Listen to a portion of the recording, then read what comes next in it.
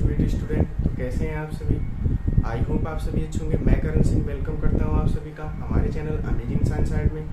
तो आज हम लोग इस टॉपिक के ऊपर चर्चा करेंगे कि जिन स्टूडेंट्स ने अभी 2023 में 12th कंप्लीट किया है और वो ग्रेजुएशन में एडमिशन लेना चाहते हैं परंतु परेशान हैं कि कैसे एडमिशन लें और किस कोर्सेज में एडमिशन लें, तो वो लोग बिल्कुल भी टेंशन ना लें। सबसे पहले अपनी 12th की स्ट्रीम के अकॉर्डिंग अपने कोर्स को सिलेक्ट करें और फिर उसके बारे में जानकारी प्राप्त करें और यदि उस जानकारी से आप संतुष्ट हो तभी एडमिशन एकदम निश्चिंत होकर लें।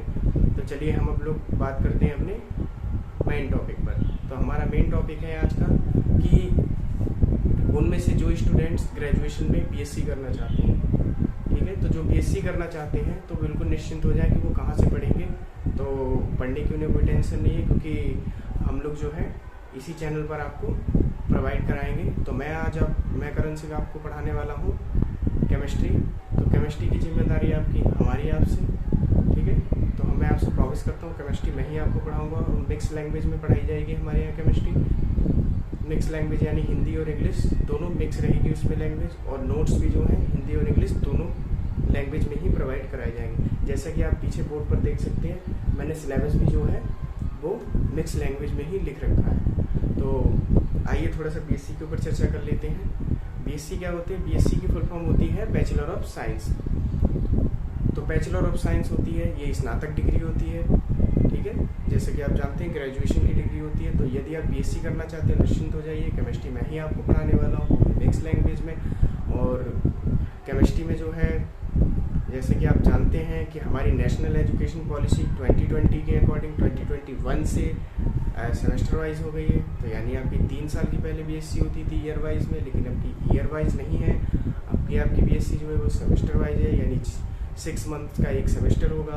यानी आपके 3 साल में कितने सेमेस्टर होंगे? आपके 6 सेमेस्टर होंगे, ठीक है। तो उन सेमेस्टर में जो हमारा पहला सेमेस्टर है उसके पेपर का नाम आपका क्या है? उसके पेपर का नाम है आपका fundamentals of chemistry, BSc first semester, and paper का नाम है फंडामेंटल्स ऑफ केमिस्ट्री। तो आज हम लोग सिलेबस डिस्कशन करने वाले हैं। तो इसके 2 पार्ट होते हैं। पहला पार्ट होता है थ्योरी का। थ्योरी में क्या है हमारी 8 यूनिट है, यूनिट बाय यूनिट 2 यूनिट 3 करके ऐसे। और दूसरा पार्ट होता है हमारा प्रैक्टिकल। तो जो हमारा पहला पार्ट थ्योरी का है उसमें हमारे 8 चैप्टर हैं।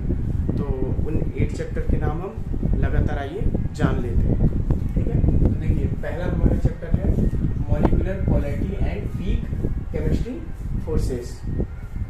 यानी इसे देखिए मैंने मिक्स ऑफ लैंग्वेज में लिख रखा है, इसलिए हिंदी भी जान लेते हैं। इसका होता है आणविक ध्रुवणता और कमजोर रसायन विज्ञान बल, ठीक है। तो चलिए जानते हैं हमारी सेकेंड यूनिट क्या है। सेकेंड यूनिट है हमारी simple bonding theory of molecules.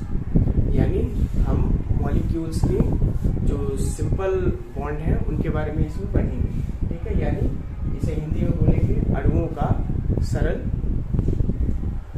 बंधन सिद्धांत, ठीक है। तो चलिए हम लोग थर्ड यूनिट पे आते हैं। तो हमारी थर्ड यूनिट क्या है?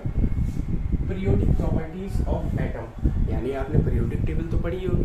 तो पीरियोडिक प्रॉपर्टीज यानी उसका हिंदी में मतलब पहले जान लेते हैं परमाणु के आवधिक गुण, ठीक है। यानी पीरियोडिक जो प्रॉपर्टीज हैं उनके बारे में हम इस चैप्टर में पढ़ने वाले हैं। तो आइए आते हैं अपने थर्ड चैप्टर पर। तो हमारा थर्ड चैप्टर क्या है?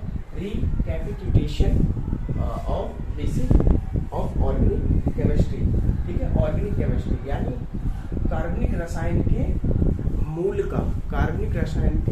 का संक्षिप्त अध्ययन। तो कार्बनिक रसायन तो बहुत विस्तार से है, लेकिन उसके बारे में हम शॉर्ट में कैसे पढ़ सकते हैं वो इस चैप्टर में आपको सिखाया जाएगा।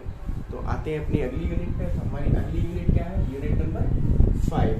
तो यूनिट 5 में हमारा क्या है? Mechanism of organic reactions.